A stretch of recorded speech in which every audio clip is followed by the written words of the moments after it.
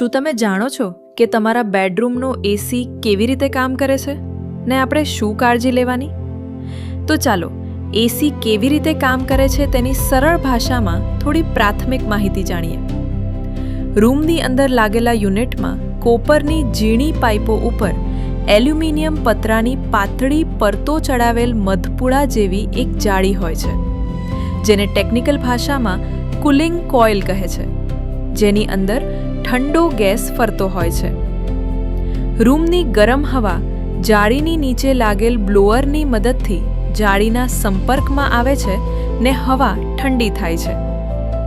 હવાનું આ સર્ક્યુલેશન સતત ચાલુ રહે છે ને ધીરે ધીરે રૂમની હવા ઠંડી થતી રહે છે. તો ચાલો જાણીએ કે આપણે શું કાળજી લેવાની. અમુક સમજદાર સમજી ગયા હશે કે આ ઝીણા હોલવાળો મધપૂડો કુલિંગ કોઇલ સાફ રહેવો જોઈએ. હા, સાચી વાત છે.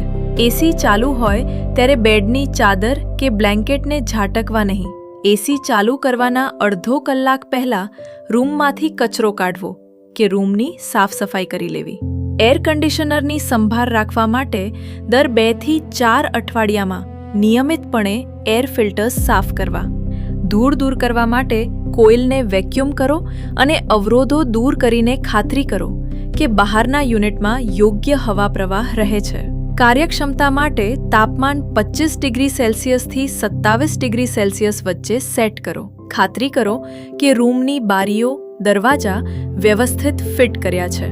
વધારે માહિતી માટે અલખ એન્ટરપ્રાઇઝ, મહેસાણા અમારા શોરૂમની રૂબરૂ મુલાકાત લો.